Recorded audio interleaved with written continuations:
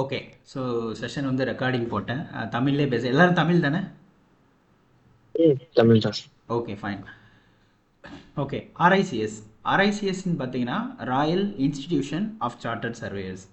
Okay. So RICS வந்து ஒரு built environment professional body. So இங்கே பார்த்தீங்கன்னா இங்கே வந்து இருக்கும் வெல்கம் டு ஆர்ஐசிஎஸ். ஆர்ஐசிஎஸோட அஃபிஷியல் வெப்சைட்டில் ஃபஸ்ட்லேயே போட்டிருப்பாங்க built and natural environments. So built and natural என்விரான்மெண்ட்னா land, real estate, infrastructure and construction. So இது எல்லாத்தையும் ரெகுலேட் பண்ணக்கூடிய ஒரு ப்ரொஃபஷ்னல் பாடி.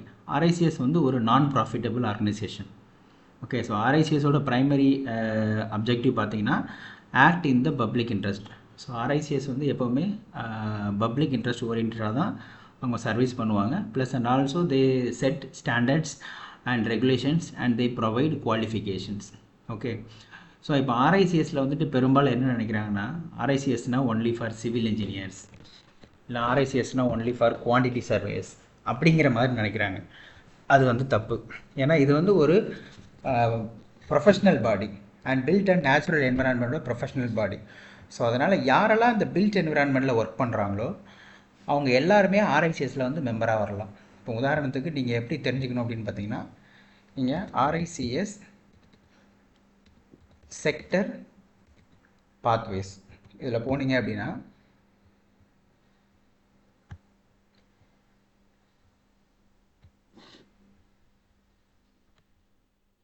இங்கே உங்களுக்கு வந்து வேரியஸ் செக்டர் இருக்குது. Building control, building surveying, commercial real estate, corporate real estate, environmental. So இந்த மாதிரி கிட்டத்தட்ட 22 டிஃப்ரெண்ட் பாத்வே இருக்குது. அந்த 22 பாத்வேல இந்த குவான்டிட்டி சர்வேயிங் அண்ட் கன்ஸ்ட்ரக்ஷனுங்கிறதும் ஒன் ஆஃப் த பாத்வே.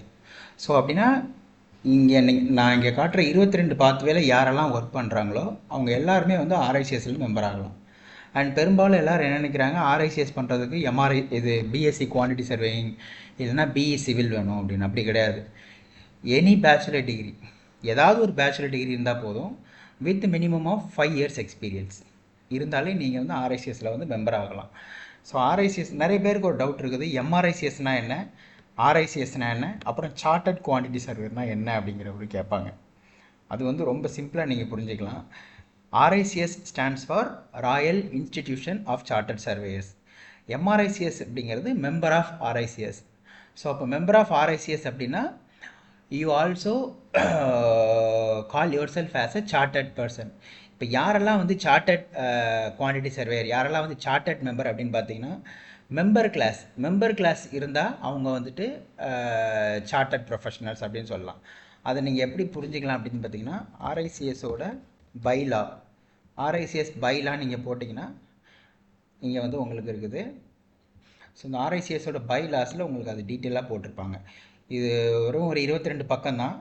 இப்போ ஒரு பேஜ் நம்பர் 4 and 5 இங்கே பாருங்கள். மெம்பர் அப்படின்னா includes a chartered member and non chartered member and honorary members of RICS. Okay. கீழே வந்து பார்த்திங்கன்னா உங்களுக்கு டீட்டெயிலாக இருக்கும். இங்கே டெஃபினேஷன் போட்டிருப்பாங்க, யாரெல்லாம் வந்து மெம்பரு, யாரெல்லாம் வந்து அசோசியேட் மெம்பரு, எம்ஆர்ஐசிஎஸ்னால் என்ன அப்படிங்கிற டீட்டெயில் போட்டிருப்பாங்க. சார்ட்டர்ட் மெம்பர் ஆர் நான் மெம்பர், ஹானரரி மெம்பர்னா என்ன, அட்டாச்டு கிளாஸு, ப்ராகிபிஷன், இந்த மாதிரி டீட்டெயில் உங்களுக்கு வந்து இருக்கும்.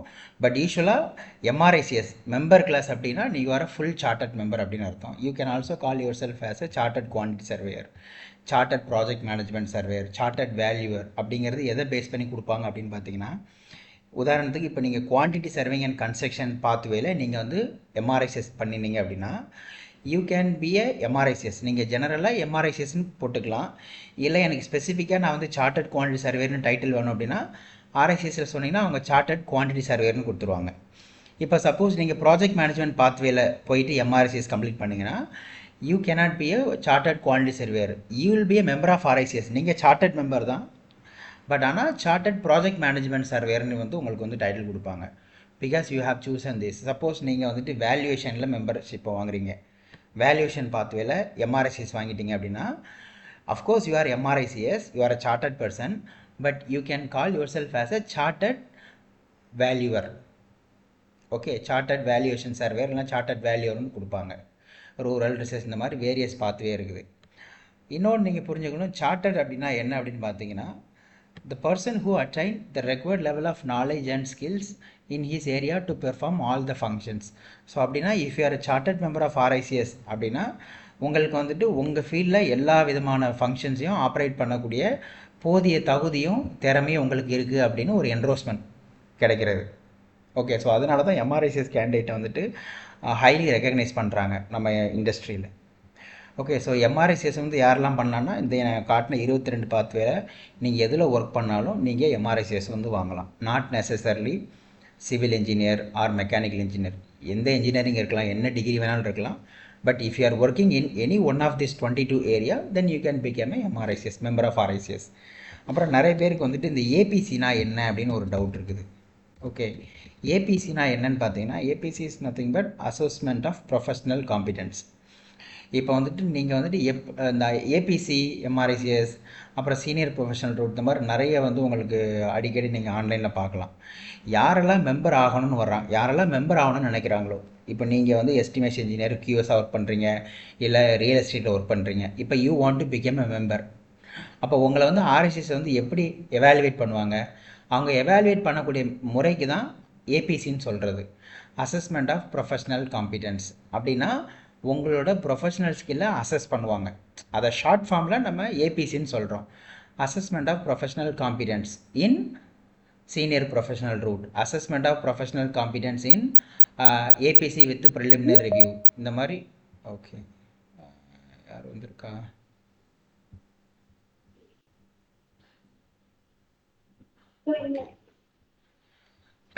ஸோ இந்த மாதிரி வேரியஸ் ரூட் இருக்குது, அதையும் வந்து நான் இப்போ உங்களுக்கு எக்ஸ்பிளைன் பண்ணுறேன்.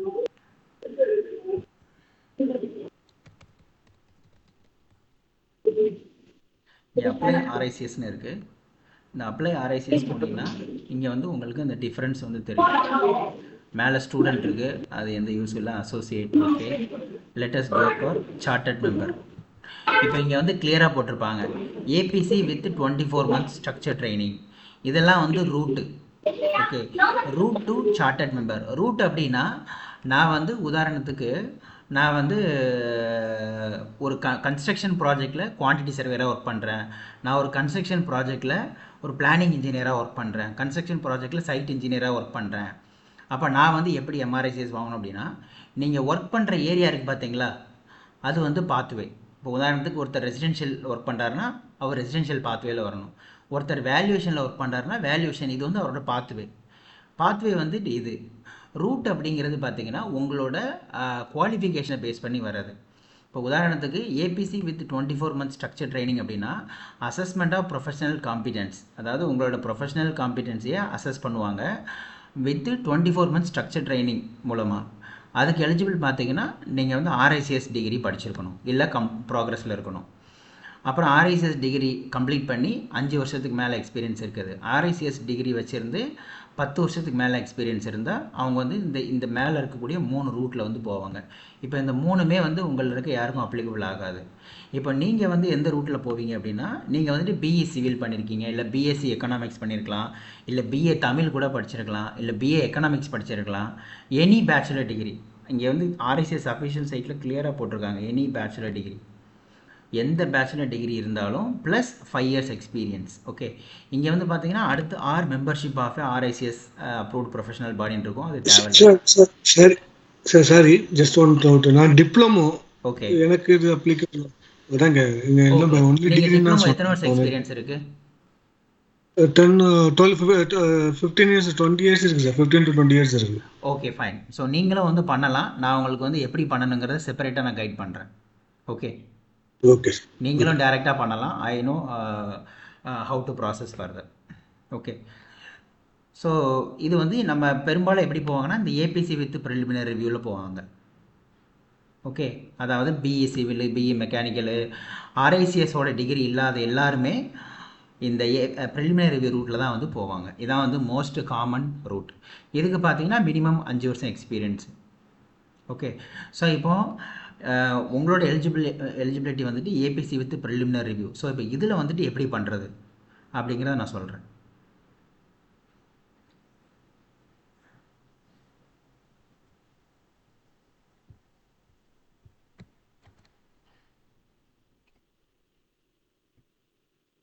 Okay, ABC preliminary review. Okay, இது வந்து பார்த்தீங்கன்னா உங்களுக்கு ரூட்டு. இப்போ பாத்வேன்னு பார்த்தீங்கன்னா உங்களுக்கு வந்துட்டு கியூஎஸ் அண்ட் கன்ஸ்ட்ரக்ஷன். நீங்கள் எல்லாருமே ஏற்கனவே ஆன்கோயிங் கன்ஸ்ட்ரக்ஷன் ப்ராஜெக்டில் ஏதோ ஒரு டெசிக்னேஷனில் வந்து நீங்கள் ஒர்க் பண்ணுவீங்க. ஸோ அதனால் உங்கள் பாத்வே வந்துட்டு கியூஎஸ் அண்ட் கன்ஸ்ட்ரக்ஷன் பாத்வே. நிறைய பேர் வந்துட்டு நான் வந்து பிளானிங் இன்ஜினியராக இருக்கேன், அப்போ நான் வந்து ப்ராஜெக்ட் மேனேஜ்மெண்ட் போகணுமா அப்படின்னு கேட்டால் அப்படி போகணுங்கிற அவசியம் கிடையாது. ஏன்னா ப்ராஜெக்ட் மேனேஜ்மெண்ட் பாத்வே வந்து பார்த்தீங்கன்னா it is purely for the people who is having the capacity to perform as a project management surveyor. உதாரணத்துக்கு கிளைண்ட்டுக்கு அட்வைஸ் பண்ணுறது, என்ன மாதிரியான ப்ராஜெக்டை சூஸ் பண்ணலாங்கிறத அட்வைஸ் பண்ணுறது, இந்த மாதிரி வேரியஸ் பேராமீட்டர்ஸ் இருக்குது. ஸோ அதனால் உங்கள் கம்பெனி மேபி பிஎம்சி கம்பெனியாக இருக்கலாம். உங்கள் கம்பெனியோட ஃபங்க்ஷன் வேணால் ப்ராஜெக்ட் மேனேஜ்மெண்ட் டாப் லெவலில் வந்துட்டு கிளைண்ட்டுக்கு டேரெக்டாக டீல் பண்ணுற மாதிரி அவங்க அட்வைஸ் பண்ணக்கூடிய கெப்பாசிட்டியில் இருக்கலாம். But if you are working in a construction project as a planning engineer or estimation engineer, then you have to choose QS and construction பார்த்து தான் நீங்கள் சூஸ் பண்ணணும். ப்ராஜெக்ட் மேனேஜ்மெண்ட் சூஸ் பண்ணக்கூடாது. ஓகே, ஸோ ஏன்னா அது சூஸ் பண்ணிங்கன்னா அது உங்களுக்கு ரொம்ப irrelevant-ஆ இருக்கும். ஸோ அதனால் நான் எப்போவுமே கியூஎஸ் அண்ட் கன்ஸ்ட்ரக்ஷன் தான் ரெக்கமெண்ட் பண்ணுறது. ஓகே, இப்போ பார்த்தீங்கன்னா எலிஜிபிள் க்ரைட்டீரியா உங்களுக்கு தெரியும். Any bachelor degree with 5 years experience, அதையும் நான் வந்து எழுதிடுறேன்.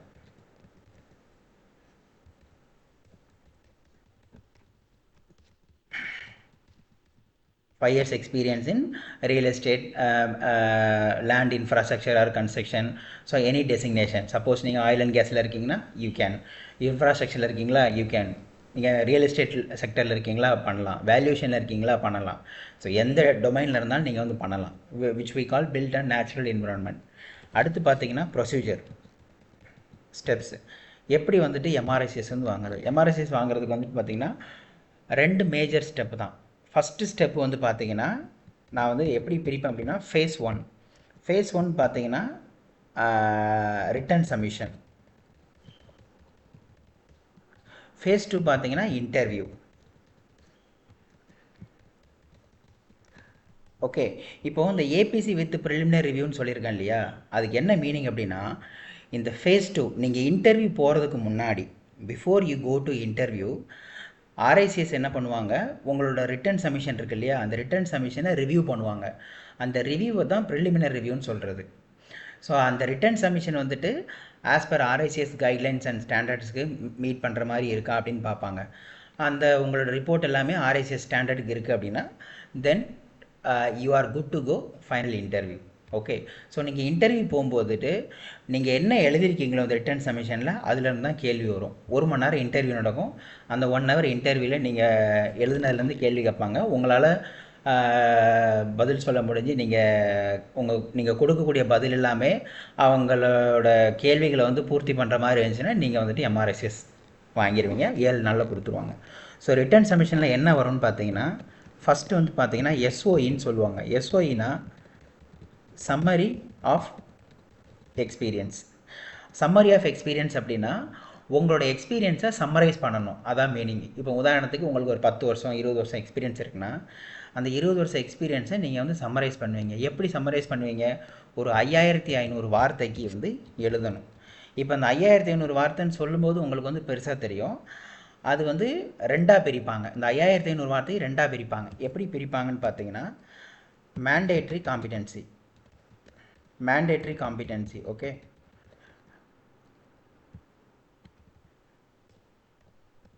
mandatory competency. இந்த mandatory competencyல கிட்டத்தட்ட ஒரு 11 காம்பிடென்சி இருக்குது, 11 நம்பர்ஸ் இருக்குது. இந்த mandatory competency 11 காம்பிடென்சிக்கு கீழே மொத்தமாக 1500 வார்த்தை வந்து எழுதணும். அப்போ ஒரு காம்பிடென்சிக்கு கீழேயும் நீங்கள் தோராயமாக ஒரு 80லேருந்து 100 வார்த்தை எழுதுவீங்க. அது எப்படிங்கிறத நான் பின்னாடி சொல்கிறேன். ஓகே, 11 1500 பார்த்தீங்கன்னா உங்களுக்கு 100க்கு மேலே தெரியும். பட் இதில் சில லெவல்ஸ் இருக்குது. அதனால் ஒரு காம்பிடென்சிலையும் பார்த்தீங்கன்னா ஒரு காம்பிடென்சிக்கு 300, இன்னொன்றுக்கு வந்துட்டு ஒரு 180, அப்புறம் ஒரு 180, அப்புறம் மற்றதெல்லாம் ஒரு 90 95 வார்த்தைகள் அப்படி எழுதுவீங்க. ஆனால் மொத்தம் 11 நம்பர் இருக்குது. அடுத்து பார்த்தீங்கன்னா டெக்னிக்கல் காம்பிடென்சின்னு சொல்லுவாங்க. ஓகே, இந்த டெக்னிக்கல் காம்பிடென்சியில் மொத்தமாக, அதாவது இந்த கியூஎஸ் அண்ட் கன்ஸ்ட்ரக்ஷன் பாத்வேல 8 நம்பர் இருக்குது, 8 நம்பர்ஸ் ஆஃப் டெக்னிக்கல் காம்பிடென்சி. இதில் மொத்தமாக நீங்கள் 4000 வார்த்தை எழுதணும். ஸோ அப்போ உங்களுக்கு எவ்வளோ ஆச்சு, 1500 4000 5500 ஆயிடுச்சா. ஓகே, அப்புறம் பார்த்தீங்கன்னா கேஸ் ஸ்டடி, சிஎஸ் இல்லைனா கேஸ் ஸ்டடி. இந்த கேஸ் ஸ்டடிங்கிறது நீங்கள் கடந்த 2 வருஷத்தில் நீங்கள் ஹேண்டில் பண்ண ஏதாவது ஒரு பிரச்சனை பற்றி ஒரு 3000 வார்த்தைக்கு ஒரு கேஸ் ஸ்டடி ஸ்டோரி வந்து எழுதணும் 3000 வேர்ட்ஸில். ஓகே, இது எல்லாமே உங்களுக்கு வந்து ட்ரைனிங்கில் கவர் ஆகிரும். 3000 வேர்ட்ஸில் கேஸ் ஸ்டடி எழுதணும். அடுத்து பார்த்தீங்கன்னா 48 மணி நேரம் 48 ஹவர்ஸ் சிபிடின்னு சொல்லுவாங்க. இந்த சிபிடிங்கிறது ஒரு என்ன சொல்கிறது தியரிட்டிக்கல் ரெக்யர்மெண்ட்டு. எல்லா ஏபிசி கேண்டிடேட் அப்புறம் எல்லா எம்ஆர்ஐசிஎஸ் எஃப்ஆர்ஐசிஎஸ் எல்லாருமே இந்த சிபிடி வந்து வருஷம் அப்டேட் பண்ணணும். சிலர் வந்து நீங்கள் பிஎம்பி பண்ணியிருக்கலாம், அதில் உங்களுக்கு வந்துட்டு பிடியூன்னு சொல்லுவாங்க, ப்ரொஃபஷனல் டெவலப்மெண்ட் யூனிட்டு இல்லை சிபிடி. சிபிடிங்கிறது என்ன சொல்கிறது கண்டினியூங் ப்ரொஃபஷனல் டெவலப்மெண்ட்டு. அது நம்மளுக்கு தெரியாத ஒரு விஷயத்த நம்ம ஏதாவது ஒரு வழியில் வந்து கற்றுக்கிறது. அது ஒரு வேளை நீங்கள் ஆன்லைனில் செமினார் ஏதாவது வெபினார் அட்டன் பண்ணலாம், இல்லை ஏதாவது லைவ் கான்ஃபரன்ஸ் கன்ஸ்ட்ரக்ஷன் செமினார் போகலாம், இல்லைனா உங்களோட இன்ஹவுஸ் ட்ரைனிங் ப்ரோக்ராம்ஸ் போகலாம். இந்த மாதிரி various method to obtain the சிபிடின்னு இருக்குது. அது மொத்தம் 48 மணி நேரம் காட்டணும். இந்த ஏரியா நான் உங்களுக்கு வந்து கைட் பண்ணேன். This is my responsibility. Okay, so this will be mentor role. Okay, அடுத்து பார்த்தீங்கன்னா எத்திக்ஸ் மாடியூல்னு சொல்லுவாங்க. எத்திக்ஸ் மாடியூல் அப்படி இல்லைன்னா ப்ரொஃபஷனலிசம் மாடியூல். இதுவும் பார்த்தீங்கன்னா ஒரு ஆன்லைன் டெஸ்ட்டு, ஒரு 20 கேள்வி இருக்கும். அந்த 20 கேள்விக்கு 4 ஆன்சர் இருக்கும். நம்ம அந்த எக்ஸாம்பிள் எழுதுவோம் இல்லையா, சூஸ் த பெஸ்ட் ஆப்ஷன் எடுங்கன்னு சொல்லிட்டு, அந்த மாதிரியான பேட்டர்னில் ஒரு 20 கேள்வி இருக்கும். அந்த 20 கேள்விக்கு நீங்கள் பதில் செலக்ட் பண்ணணும். இது பார்த்தீங்கன்னா ஒரு 3 ஹவர்ஸ் அசஸ்மெண்ட்டு. இது வந்து ஈஸி தான், இது ஒரு பெரிய சேலஞ்சிங் கிடையாது. ஓகே, ஸோ மொத்தமாக உங்களுக்கு இதுதான் இருக்குது. சம்மரி ஆஃப் எக்ஸ்பீரியன்ஸும் கேஸ் ஸ்டடி தான் வந்து மேஜர் காம்பனன்ட். இந்த கீழே இருக்க அந்த 3வது 4வது வந்து அதை விட்டுருங்க, அது பெரிய சேலஞ்சிங் கிடையாது. But also it is a part of your APC. But this 2 area I will guide you how to do it. Okay, so as a candidate நீங்கள் இந்த summary of experience and case study எழுதணும். இப்போ உங்களுக்கு வந்துட்டு கேள்வி இருக்கும், இந்த mandatory competency 11 number, இந்த டெக்னிக்கல் காம்பிடன்சி 8 நம்பர்னு சொல்கிறீங்களா, அது எங்கே இருக்குது அப்படின்ட்டு. அதை நான் இப்போ உங்களுக்கு வந்து ஃபைலில் காமிக்கிறேன். ஓகே, இப்போ நான் காமிக்கிற அந்த ஸ்க்ரீனில் உங்களுக்கு தெரியும்னு நினைக்கிறேன். இதுதான் வந்து மேண்டேட்ரி காம்பிடன்சி. இந்த கோர்ன்னு இருக்கு இல்லையா, கோர் அப்புறம் ஆப்ஷனல், இது ரெண்டுமே டெக்னிக்கல். இப்போ இங்கே மேண்டேட்ரின்னு இருக்க கீழே level 3, level 2, level 1. Okay, level 3க்கு கீழே ஒரே ஒரு காம்பிடன்சி தான் கொடுத்துருக்காங்க. லெவல் 2க்கு கீழே 1, 2, 3 காம்பிடன்சி இருக்குது. லெவல் 1க்கு கீழே மொத்தம் 7 காம்பிடன்சி இருக்குது, மொத்தம் 11. Okay, 1 + 3 + 7, so total 11.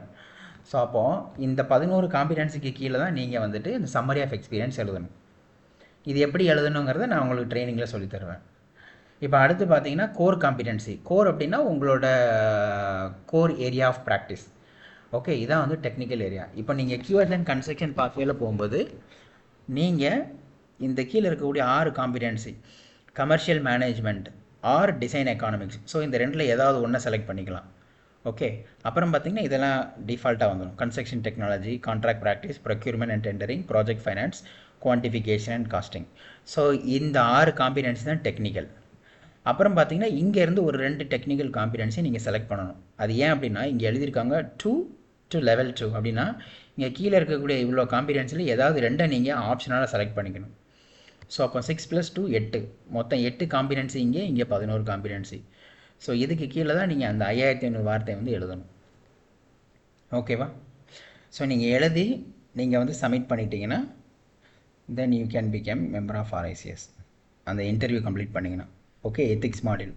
ஸோ நீங்கள் ஃபேஸ் 1 வந்து ரிட்டன் சப்மிஷன், இது எல்லாத்தையும் நீங்கள் கம்ப்ளீட் பண்ணுவீங்க. ஒரு 3-4 மந்த்ஸ் ட்ரைனிங் முடித்து அப்புறம் ஒரு மாதம் நீங்கள் எல்லாம் டிராஃப்டிங் பண்ணணும், அதை நான் ரிவ்யூ பண்ணணும். அது முடித்ததுக்கப்புறம் நீங்கள் வந்து ஆர்ஐசிஎஸ்க்கு சப்மிட் பண்ணுங்கள். ஓகே, ஆர்ஐசிஎஸ்க்கு சப்மிட் பண்ண உடனே அவங்க வந்து அதை ரிவ்யூ பண்ணுவாங்க. ரிவ்யூனா என்ன, இந்த சம்மரி ஆஃப் எக்ஸ்பீரியன்ஸையும் கேஸ் ஸ்டடி ரிவ்யூ பண்ணுவாங்க. மோஸ்ட்லி வந்து இதில் எல்லோரும் பாஸ் ஆவாங்க. இது பாஸ் ஆகிறது வந்து ஒரு பெரிய சவால் கிடையாது.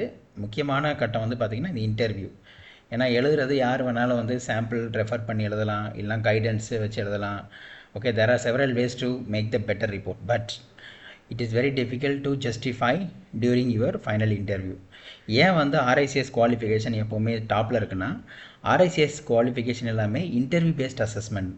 ஸோ இன்டர்வியூ பேஸ்ட் அசஸ்மெண்ட்டுங்கும் போது நீங்கள் என்ன எழுதினாலும் அதை பேனல் இன்டர்வியூக்கு பேனல் இன்டர்வியூவில் வந்து ரிவ்யூ பண்ணி உங்கள்கிட்ட கேள்வி கேட்பாங்க. ஸோ அந்த 1 ஹவர் இன்டர்வியூவில் நீங்கள் எழுதின ஏரியாவிலேருந்து கேள்வி வரும். உங்களால் பதில் சொல்ல முடிஞ்சு கரெக்டாக சொன்னீங்கன்னா யூ கேன் பிகேம் எம்ஆர்ஐசிஎஸ். ரிசல்ட் வந்து 7 நாளில் கொடுத்துருவாங்க. ஓகேவா? ஸோ இப்போ வந்து இது ஃபீஸ் பார்ட்டு. ஃபீஸ் வந்து எவ்வளோ பே பண்ணணும் அப்படின்னு பார்த்தீங்கன்னா, நீங்கள் ஆர்ஐசிஎஸ்க்கு கட்ட வேண்டிய ஃபீஸ் வந்துட்டு ஆர்ஐசிஎஸ் ஃபீஸ் நீங்கள் ஒன் டைமாக தான் கலெக்ட் பண்ணுவாங்க.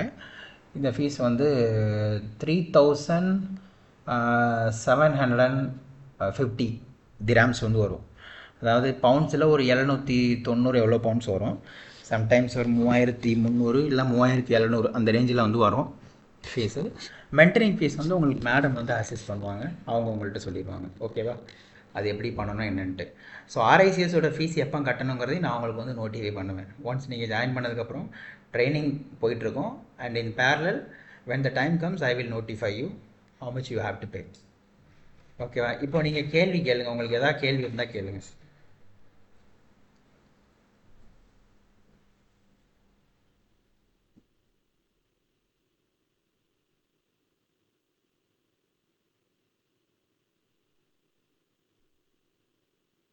ஏதாவது கேள்விகள் இருக்கா?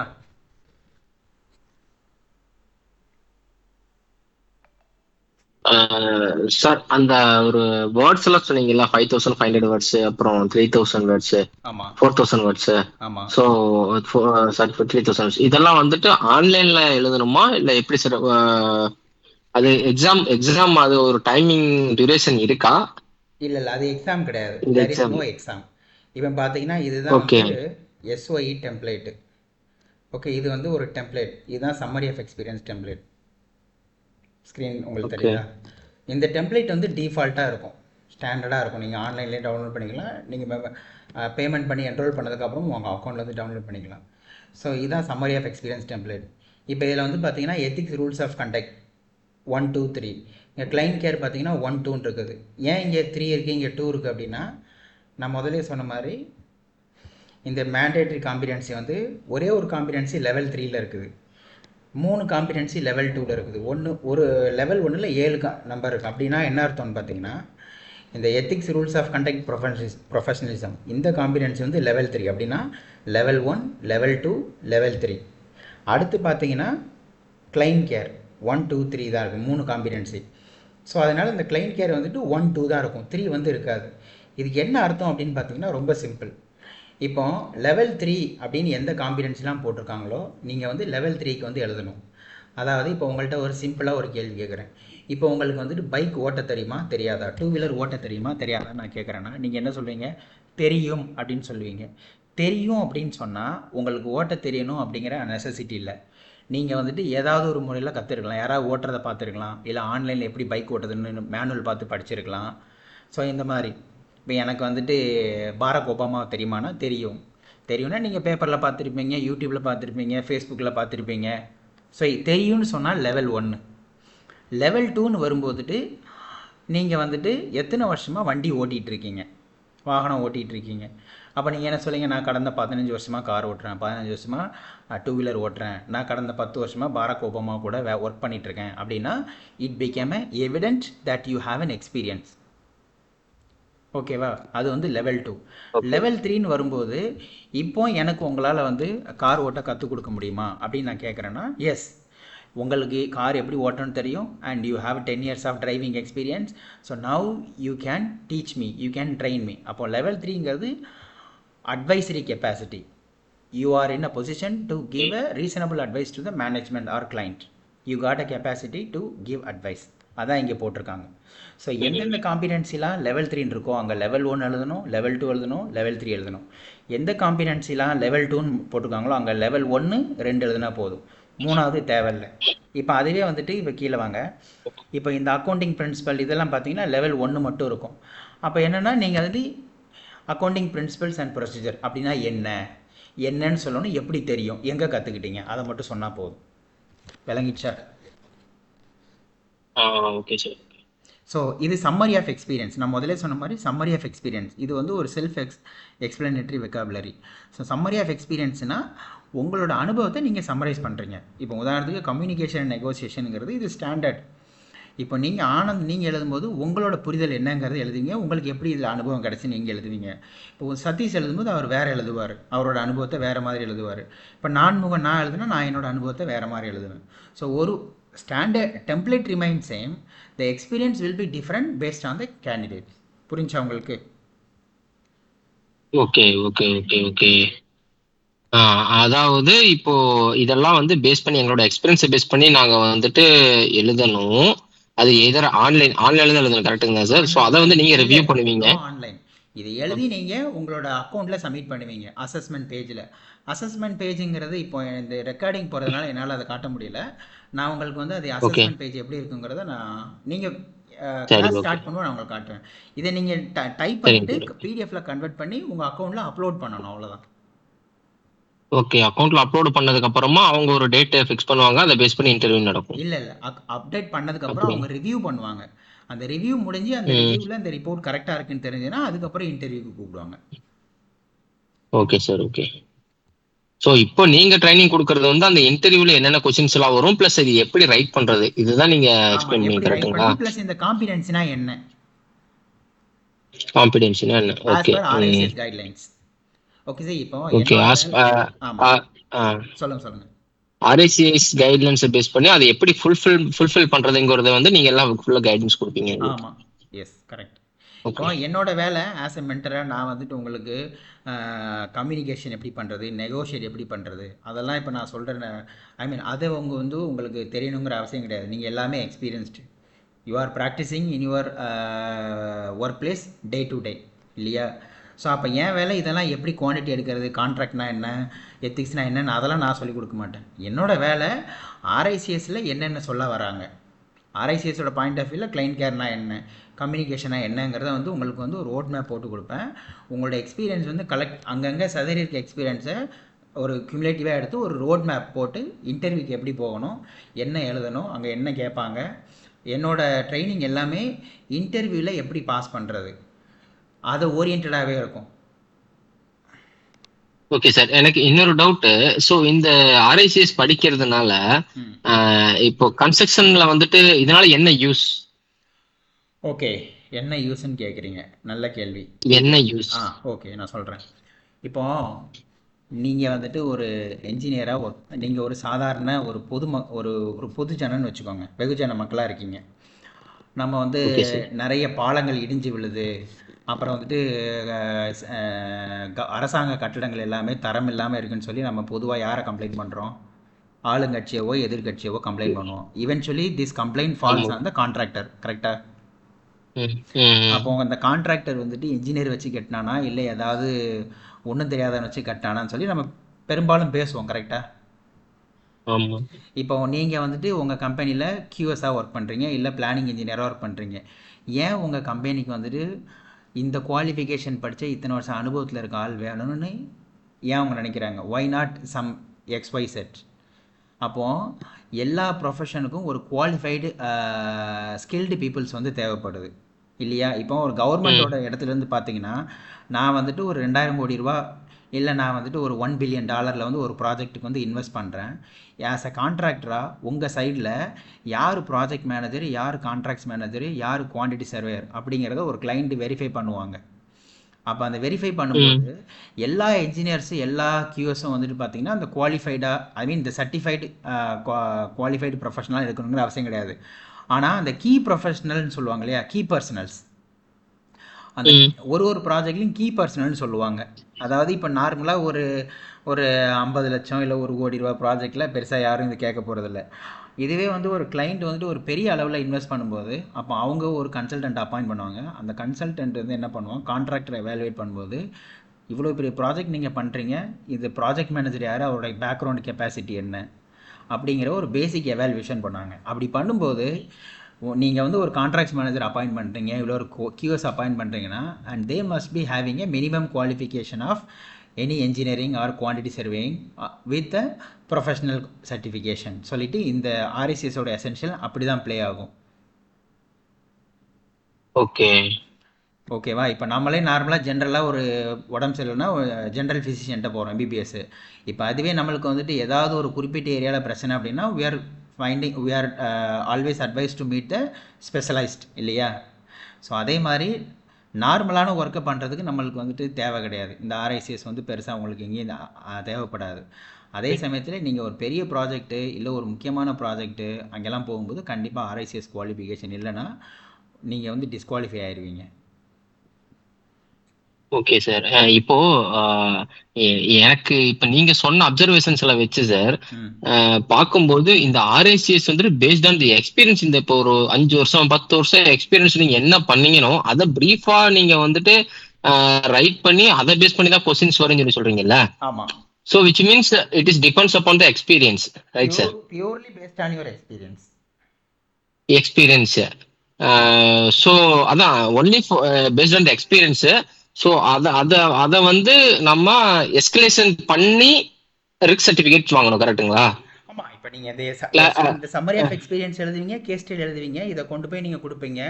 அதுல இருந்து கேள்வி கேட்பாங்க. இப்போ உதாரணத்துக்கு நீங்க ஒரு வேலைக்கு இன்டர்வியூ போறீங்க, உங்க ரெஸ்யூம் எடுத்துட்டு போறீங்க. அதான் எக்ஸ்பீரியன்ஸ் இருக்குல்ல சார், உங்களுக்கு அசஸர் வந்து எக்ஸ்பீரியன்ஸ் இருக்குல்ல, சோ உங்க அசஸர் வந்து உங்க ரெஸ்யூம்ல இருந்து கேள்வி கேட்குற மாதிரி.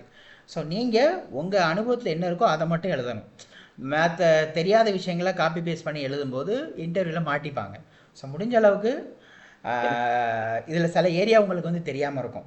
கண்டிப்பாக இதில் இருக்க எல்லா காம்பிடன்ஸும் எல்லாருக்கும் தெரியாது. ஸோ நிறைய விஷயங்கள் தெரியாமல் இருக்கலாம், இல்லை சில விஷயங்கள் தெரியாமல் இருக்கலாம். தெரியாமல் இருந்தாலும் அந்த ட்ரைனிங்கில் எல்லாத்தையும் உங்களுக்கு நான் ட்ரெயின் பண்ணிடுவேன். I will teach you. அதுக்கப்புறம் நீங்கள் அதை வந்து ப்ராக்டிஸ் பண்ணி அதை எப்படி அப்ளை பண்ணணுங்கிற ஒரு லாஜிக் உங்களுக்கு வந்து தெரிஞ்சிடும். அதை பேஸ் பண்ணி நீங்கள் வந்து ஜஸ்டிஃபை பண்ணணும் இன்டர்வியூவில். Okay sir, okay. இது எப்படின்னா இப்போ வந்து பிஇ வந்து என்ன ஒரு குவாலிஃபிகேஷனோ அதை பேஸ் பண்ணி ஒரு குவாலிஃபிகேஷன், கரெக்ட்டுங்களா? இல்லை ப்ரொஃபஷனல் குவாலிஃபிகேஷன் வந்து உங்களோட தொழில்முறை அங்கீகாரம்னா தொழில்முறை ஒரு சர்டிஃபிகேட்னு சொல்லலாம். ப்ரொஃபஷனல் குவாலிஃபிகேஷன் இப்போ உதாரணத்துக்கு நீங்கள் வந்துட்டு ஒரு எம்பிபிஎஸ் படிச்சிருப்பீங்க. Okay, academically you are qualified MBBS. But ஆனால் are you professionally practising as a doctor அப்படின்னு ஒரு கேள்வி வந்ததுன்னா எத்தனை பேர் ப்ராக்டிஸ் பண்ணுறாங்க? The answer may be partially yes, partially no, இல்லையா? இப்போ உதாரணத்துக்கு ஒரு ஐஏஎஸ் ஒரு போலீஸ் ஆஃபீஸர் எடுத்துக்கோங்களேன். பிஇ சிவில் படிச்சிருப்பாங்க, ஆனால் எக்ஸாம் எழுதி போலீஸில் வந்து வேலைக்கு சேர்ந்துருப்பாங்க. ஸோ அப்போ அவங்களோட ப்ரொஃபஷன் வந்துட்டு போலீஸு, ஆனால் அவங்களோட அகாடமிக் குவாலிஃபிகேஷன் வந்துட்டு பிஇ. அவங்க பிஇ படித்தனால அவங்க இன்ஜினியர் கிடையாது, he is a policeman. So அந்த மாதிரி தான் ப்ரொஃபஷனல் குவாலிஃபிகேஷன் வந்து மாறும். நீங்கள் வந்து academically you're qualified as a qualified in civil engineering. But உங்களோட கரண்ட் ப்ரொஃபஷன் என்ன? இப்போ என்கிட்ட வந்து யாராவது கேட்டாங்கன்னா என்னோட ப்ரொஃபஷன் என்னன்னு கேட்டாங்கன்னா I always I am quantity surveyor. ஏன்னா அதுதான் என்னோட profession. I cannot claim as a civil engineer. ஏன்னா நான் சிவில் இன்ஜினியராக நான் ப்ராக்டிஸ் பண்ணுறதில்ல. நிறைய பேருக்கு இந்த புரிதல் வந்து இருக்காது. ப்ரொஃபஷனலையும் அகாடமிக்கையும் கன்ஃபியூஸ் பண்ணிப்பாங்க. ஸோ விச் மீன்ஸ் நம்ம வந்து அப்டேட் பண்ணிக்கிறோம். நம்ம வந்து ஒரு செர்டன் டியூரேஷன்ல வந்து நம்ம வந்து நம்மள அப்டேட் வச்சிருக்கோமா இல்லைன்னு சொல்லி பாக்குறதுக்காக இந்த மாதிரி கோர்ஸ் பண்றோம், கரெக்ட்டுங்களா? ஆமா, அப்படின்னு வச்சுக்கலாம், எப்படி வேணாலும் வச்சுக்கலாம். சரி, மார்க்கெட்ல இன்னைக்கு இது வந்து டிமாண்டு.